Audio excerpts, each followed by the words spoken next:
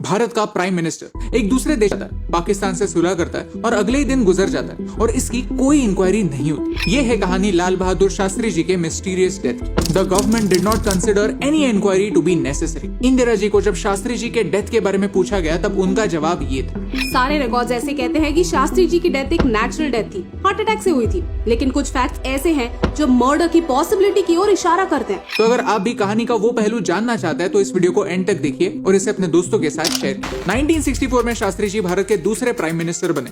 एक ऐसे समय जब भारत को उनकी सबसे ज्यादा जरूरत थी। देश को व्हाइट रेवोल्यूशन देने वाले शास्त्री जी थे, देश को ग्रीन रेवोल्यूशन देने वाले शास्त्री जी थे। वो गांधी जी के फॉलोअर थे, लेकिन 1965 में जब पाकिस्तान ने भारत पर अटैक किया तब उन्हें मुंह तोड़ जवाब देने वाले शास्त्री जी ही थे। इस वॉर में भारत की सेना पीओके तक तो छोड़िए लाहौर तक पहुंच चुकी थी। इससे पहले की चीजें और सीरियस हो जाए, यूएन ने दोनों देशों को सीज फायर करने के लिए कहा। अब ये जमाना कोल्ड वॉर का था, जब रशिया और अमेरिका दोनों देश पूरे दुनिया में अपनी इन्फ्लुएंस बढ़ाने की कोशिश में लगे थे। रशिया भी दुनिया में शांति लाने का काम कर सकती है, ये प्रूव करने के लिए रशिया ने शास्त्री जी और पाकिस्तान के आयुब खान दोनों को ताशकंद में बुलाया और ताशकंद में ये डिसाइड हुआ कि both countries will adopt the same positions that they held on 5 अगस्त 1965। ये अकॉर्ड साइन होते ही अगले दिन शास्त्री जी की डेथ हो गई। रीजन बताया गया हार्ट अटैक।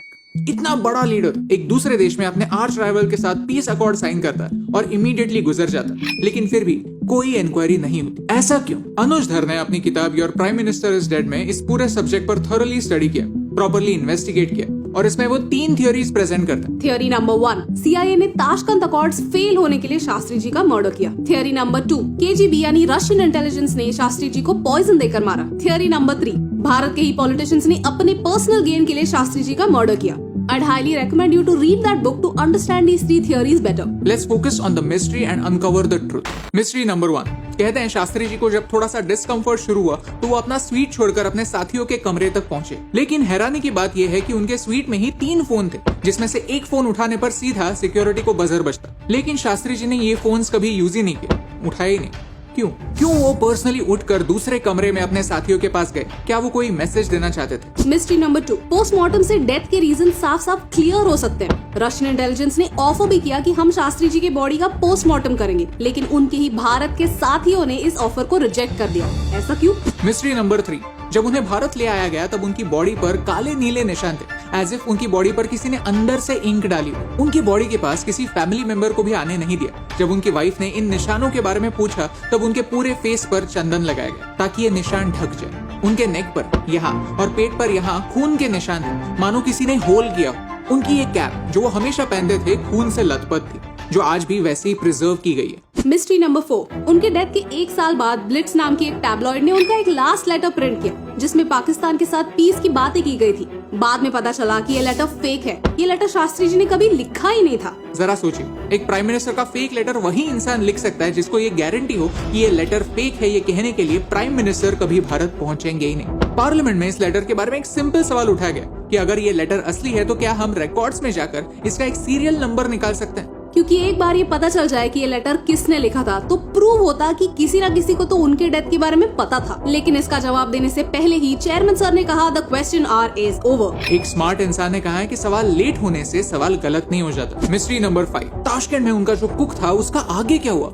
किसी को नहीं पता। तो जिस कुक ने उनका लास्ट मील बनाया उसे भारत में किसी ने भी कोई सवाल नहीं पूछा। लेकिन हाँ, रशियन इंटेलिजेंस ने उसे अरेस्ट जरूर किया था और ये बात भारत में छुपाई गई। जो इंडियन आई विटनेसेस ताशकंद में मौजूद थे उनसे भी कभी कोई सवाल नहीं पूछे गए। उनमें से एक डॉक्टर भी थे, डॉक्टर चो, जिनकी मौत एक कार एक्सीडेंट में हुई और उनकी पूरी फैमिली भी इस कार एक्सीडेंट में मारी गई। हाँ, हो सकता है कि एक्सीडेंट हो या ऐसे भी हो सकता है कि कोई चाहता था कि कुछ राज रहे। मिस्ट्री नंबर 6, अनुज धर ने 2009 में राइट टू इन्फॉर्मेशन के अंडर शास्त्री जी के डेथ की ऑफिशियल रिपोर्ट्स मांगी, लेकिन गवर्नमेंट ने कहा कि इंटरनेशनल रिलेशंस मेंटेन करने के लिए ये रिपोर्ट्स को कॉन्फिडेंशियल रखना जरूरी है। ऐसा क्या है इन रिपोर्ट्स में? ऑन द अदर हैंड, पिछले कुछ सालों में केजीबी और सीआईए दोनों ने इस मामले के बारे में कुछ क्लासिफाइड डॉक्यूमेंट्स अपनी साइड से रिलीज किए। तो इस सारे डेटा के साथ इस केस में काफी ज्यादा मदद हो सकती है, लेकिन हमारे खुद के देश ने ही हमारे प्राइम मिनिस्टर की डेथ कैसे हुई ये समझना जरूरी नहीं समझा।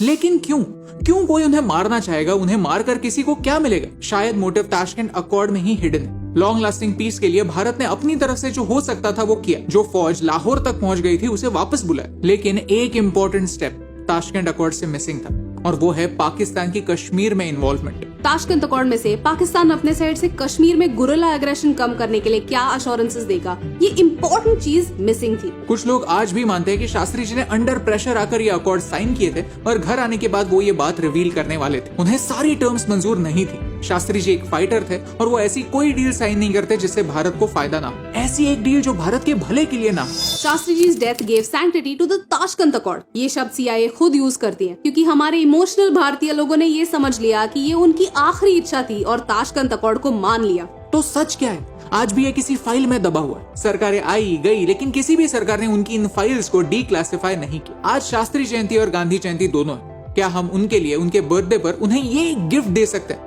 उनके एक प्रिंसिपल को फॉलो कर सकते हैं? सच लोगों के सामने ला सकते हैं? अगर छुपाने जैसा कुछ है ही नहीं तो क्या हम उनकी फाइल्स को डीक्लासिफाई कर सकते हैं? उनकी फैमिली को और पूरे देश को सच बता सकते हैं? अगर आप भी हमारी तरह ये सच जानना चाहते हैं तो इस वीडियो को शेयर कीजिए। सत्यमेव जयते हम कहते जरूर है, लेकिन ऐसे ही मौके होते हैं ये प्रूव करने के लिए कि क्या हम सच में इसमें विश्वास रखते हैं। और यही सच्चा सवाल आप तक पहुंचाने से मुझे परा।